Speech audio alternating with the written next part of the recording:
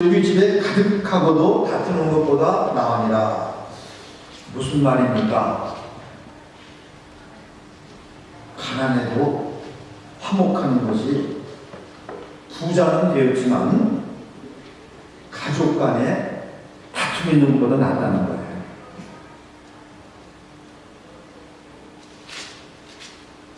큰 집 많이 나도 오히려 다툼이 생기므로 어려움을 당하는 그런 가정들을 여러 가지 봤어요.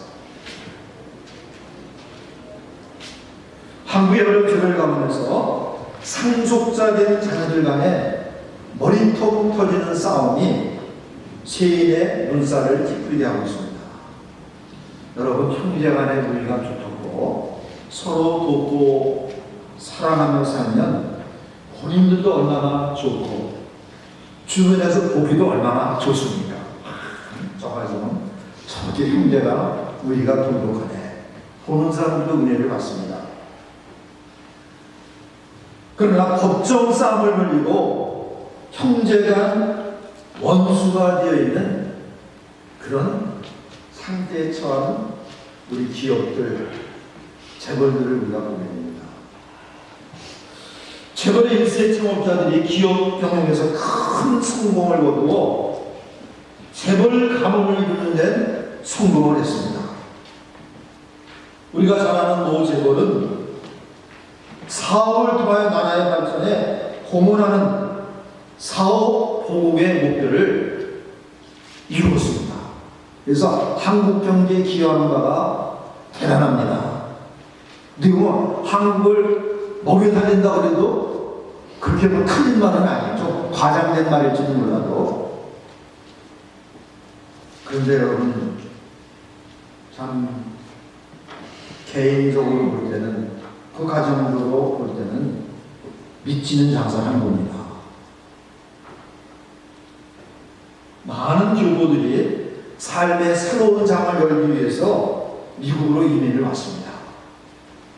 보다 윤택한 삶을 위해서, 또한 자녀 교육이 미국이 낫기에 미국으로 건너왔습니다. 아마 두 가지, 대부분 다 윤택한 삶과 자녀 교육. 대부분 교포들이 그렇게 해서 왔습니다. 그렇게 오신 분들 가운데 많은 분들이 열심히 일해서 경제적 기반을 마련했고 또 사회적으로 어느 정도 인정도 받게 되었습니다. 그런데 그 과정에서 부부가 불화하게 되고 자녀 교육은 뒷전이 되어서 외로운 자녀들이 되었습니다. 그래서 아직 청소년기에 있는데, 10대, 20대 그 청소년기에 있는데 그 아이들의 얼굴에서 청춘기의 활력을 찾아볼 수가 없어요. 집은 부자가 됐는데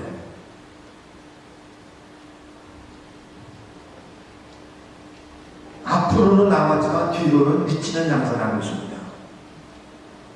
많은 사람들이 부를 축적하고 살림이 윤택해지면 먹고 살 걱정에서 벗어나게 되고 자녀 교육도 남부럽지 않게 시키고 복된 가정이 될 것을 기대합니다.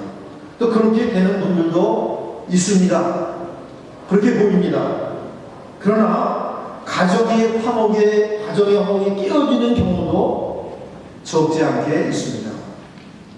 예적부터 어떤 국가, 어떤 민족을 막론하고 이런 폐단이 적지 않게 나타났습니다.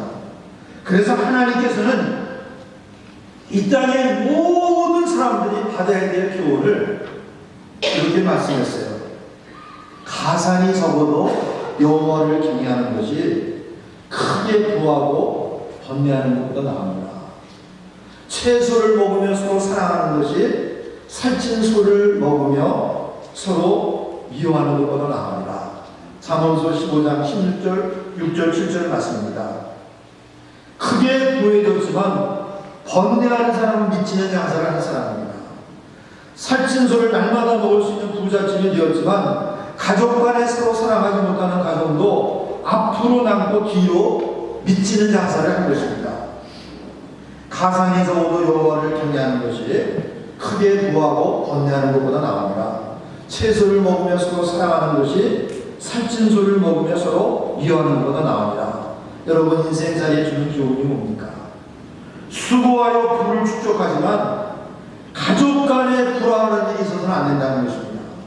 그러면 빚지는 장사를 하는 것이에요. 그래서 제가 제목을 빚지는 장사를 하지 맙시다.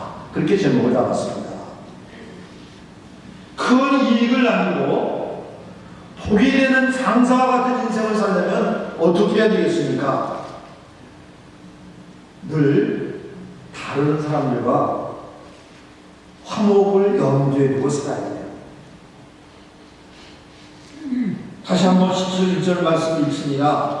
나는 또 한 조각만 있고도 화목하는 것이 제육의 집에 가득하고도 다투는 것보다 낫다.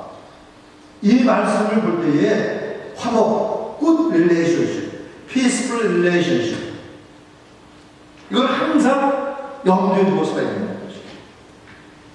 여기 화목하는 것에 해당하는 히브리 말은 샤르마라는 단어인데 평화의 의미를 갖고 있어 평원으로 번역되기도 합니다. 사랑하는 여러분, 우리가 사업뿐만이 아닙니다. 우리가 살면서 여러 가지 일들, 이런저런 일들을 경영할 때에 다른 사람들과 화목, 평화로운 관계를 늘 염두에 둬야 됩니다. 인생 경영에서 미치는 장사를 하지 않기 위해서는 다른 사람들과의 화목, 평화로운 관계를 염두에 둬야 돼요. 돈 벌 목적만을, 성공할 목적만을 가지고 열심히 일하고 노력해서 원하는 대로 사업을 성공했습니다. 돈도 벌었습니다. 그런데 주변 사람들과 관계가 안 좋아요. 가족들 간의 관계도 그렇고, 잘 살지 못한 우리 형제들과의 관계도 그렇고, 또 친구들과의 관계도 그렇고, 이런 경우가 종종 있습니다.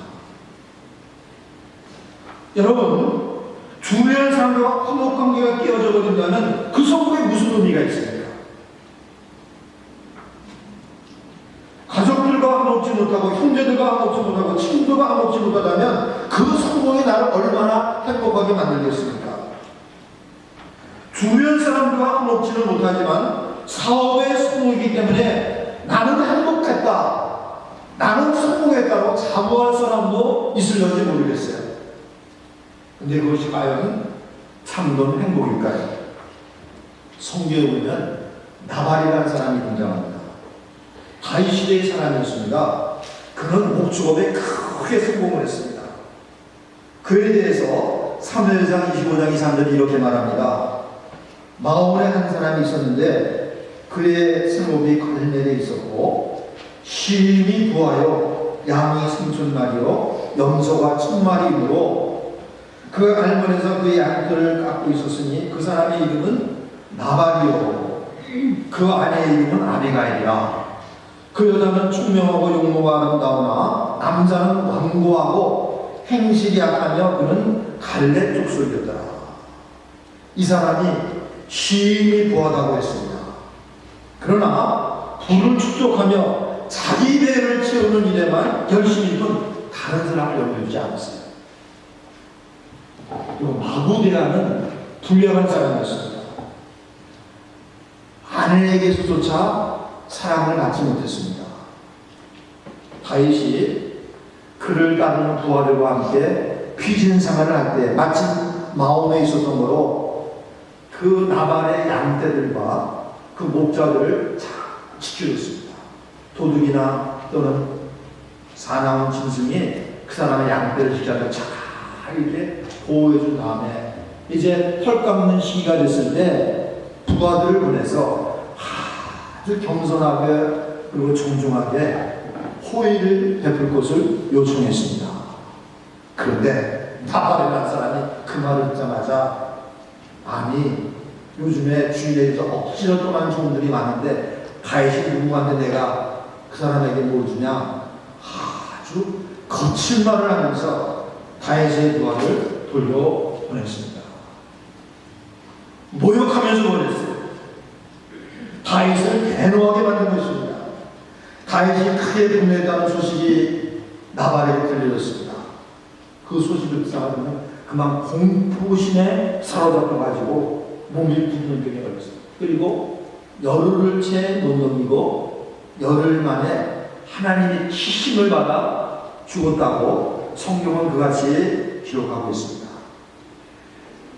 돈 벌기에만, 채무를 모으기에만 급급했지 다른 사람들과 한번 전혀 염두에 두지 않은 사람의 비극입니다.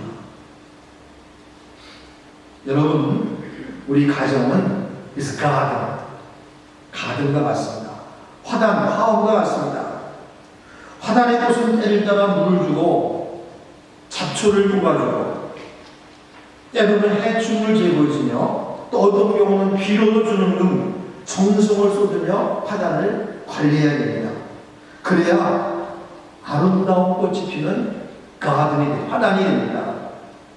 여러분, 가족을 이끄는 위치에 있는 사람들은 가족을 화단의 화초처럼 돌봐야 됩니다. 그래야 화목한 관계, 사랑의 관계가 아름답게 꽃피고 열매를 맺습니다.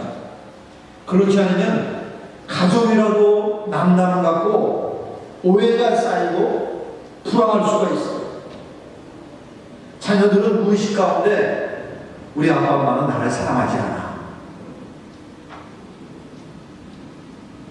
그런 생각에 무의식간 사로잡히고 자녀의 사랑을 받지 못하는, 부모의 사랑을 받지 못하는 자녀들에게 나타나는 특색이 나타납니다.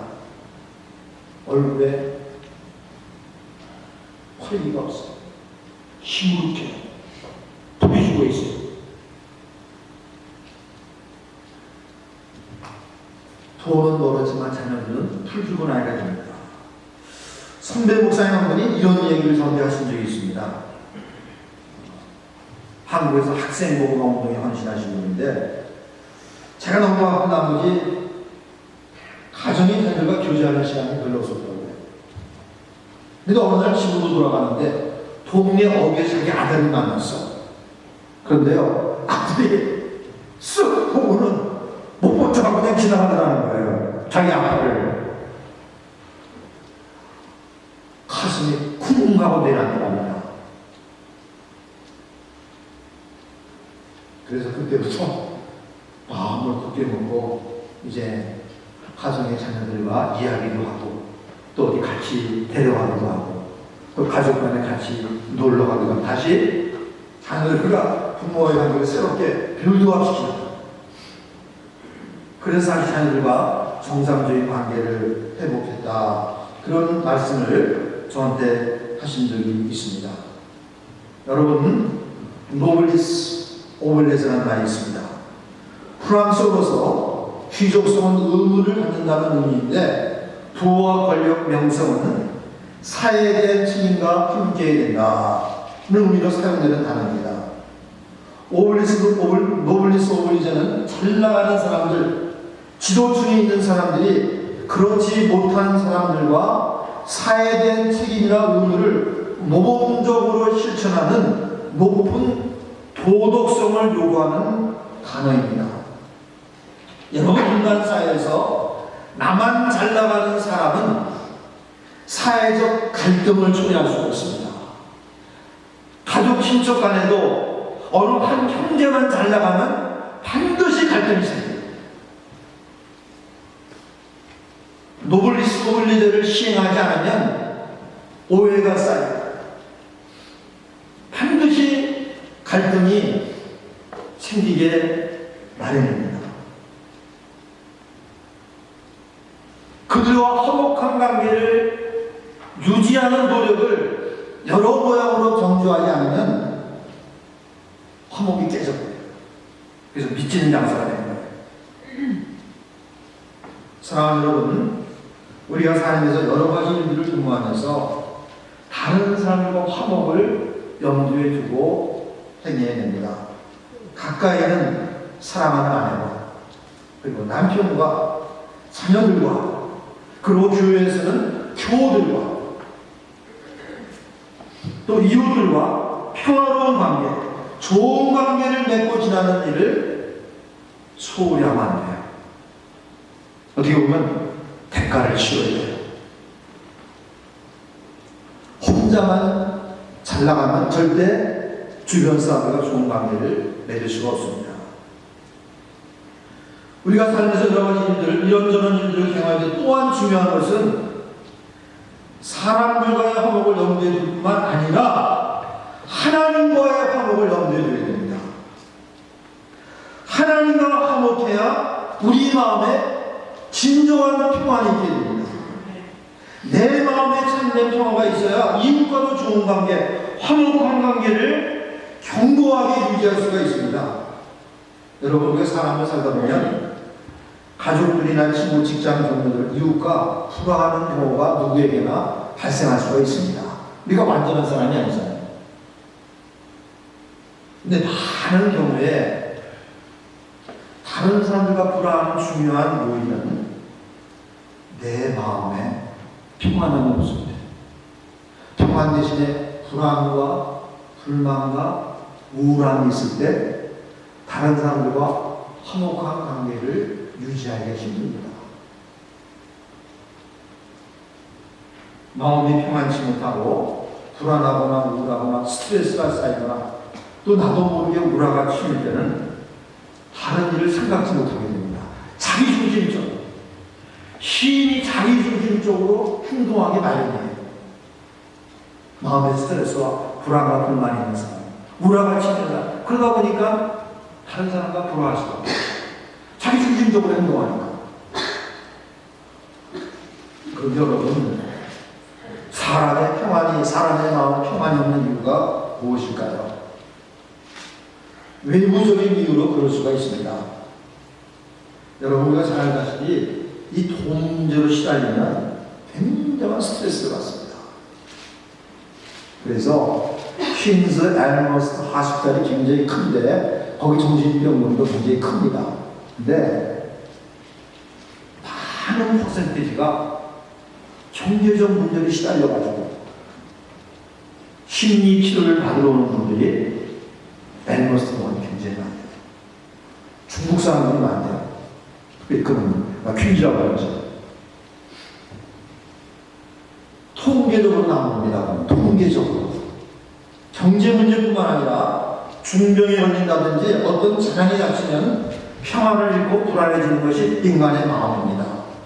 근데 여러분, 보다도 근본적인 원인은 하나님과 화목지 못하고 하나님이 주시는 평안이 없기 때문입니다. 여러분, 하루 한 끼 제대로 먹지 못하는 사람들 참 많습니다. 미국 땅에는 얼마 없었는지 모르지만 이 지구상에는요, 하루 한 끼 제대로 먹지 못하는 사람이 너무너무 많아요. 집 같지 않은 운막 같은 집에 사는 사람이 얼마나 많은지 압니까? 굉장히 많습니다. 근데 여러분, 그런 사람이 많은 벵글라데시가 얼마 전에 삶의 만족도가 세계 제2위였어요. 그러니까 가난하다고 해서 환경 조건이 좋지 않다고 해서 그것이 마음의 불안의 원인은 아닙니다. 하나님의 주신 평안, 하나님과의 화목이 없기 때문입니다. 누구 때문에만은 아닙니다. 외부적인 일들 때문에만은 아닙니다. 실상 자신도 모르게 마음이 흔들리기 때문에. 달리 말하면 하나님이 주시는 평안이 없기 때문입니다. 하나님과 화목하지 못하고 있기 때문입니다. 바로 이것이 근본원입니다. 이것이 근본원입니다. 사랑하는 여러분, 우리 인생의 제일 과제는 화목, 평화입니다. 하나님과 화목하는 것입니다. 여러분, 우리 아직 다시 한번 내가 과연 하나님과 화목된 가운데 있는가? 하나님과 평안 가운데 지내고 있는가? 우리 한번 자신을 돌아보면 좋겠습니다. 우리가 어떻게 하나님과 화목합니까? 성경은 아주 분명하게 해답을 제공하고 있습니다. 예수 그리스도로 말미암았습니다.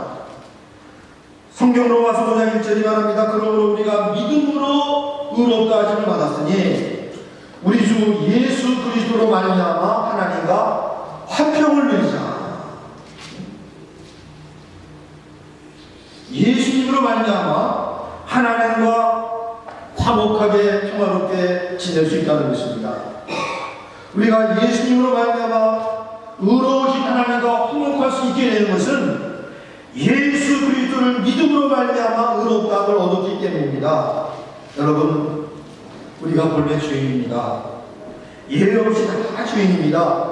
만물보다 거짓되고 부패한 것이 사람의 마음이라고 했습니다.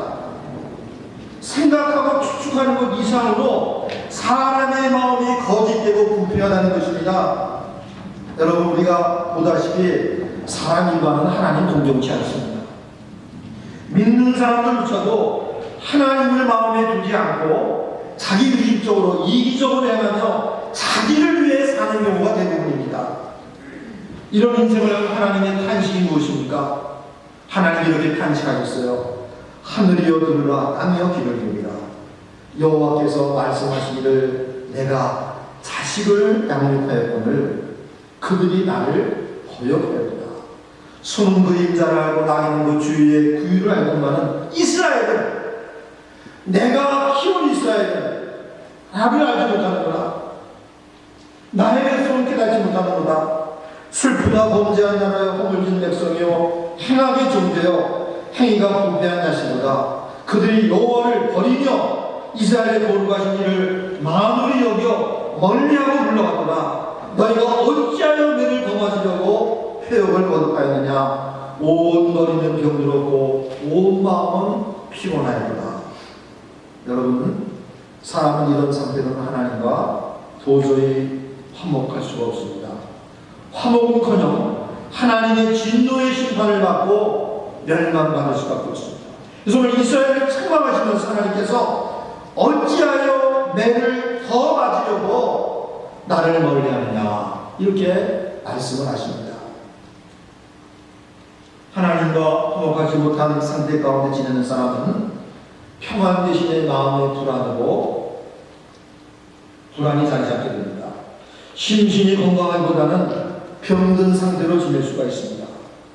하나님과 불화하고 죄 가운데 있는 이스라엘을 향한 하나님은 온 머리가 병들었다. 내 마음은 피곤하다. 하나님과 불화한 이스라엘, 너희의 온 머리는 병들었고 온 마음은 피곤했다고 하나님께서 그들을 진단하시면서 그들이 병든 상태에 있음을 말씀하십니다. 그러므로 사랑하는 여러분, 반드시 하나님과 화목되어야 됩니다.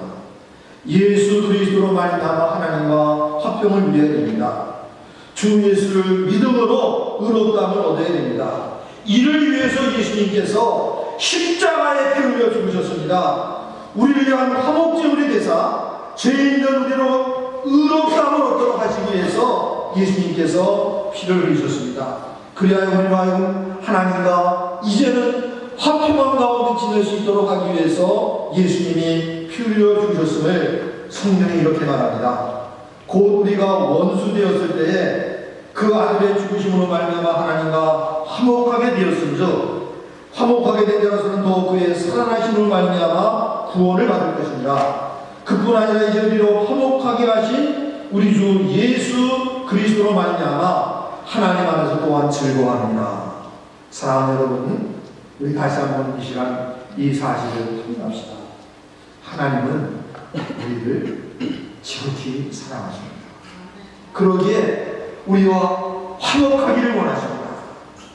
우리 죄를 사해 주시기를 기뻐하시고 우리와 화목하기를 하나님이 원하십니다. 제가 사랑하는 장로님 한 가지는 있습니다. 장로를 잘 키웠어요. 둘을 의사로 만들고 한 분은 신학 박사여 목사님이 되게 한 아주 자녀교육에 비교적 성공한 분입니다. 의사들이 의사 며느리를 맞이해서 의사 부부를 이루었습니다. 어느 시간이 수년 지나서 자녀를 셋을 낳았습니다. 손주 셋을. 근데 의사 부부가 자녀 셋을 키우는 가면 너무 보기가 안타까운 거야. 그 부부가 의사로 일하면서 자녀 셋 키우기가 쉽습니까? 이게 참 안쓰러운 마음이 들리는데, 며느리가 양자를 터뜨리기를 원하는 거예요. 양자를 드리겠다는 거예요. 그래서 강력히 반대했습니다. 너희가 정령 양자 드리기를 원한다면 얘들 셋을 어느 정도 키운 다음에 그 다음에 너희가 원하면 해라.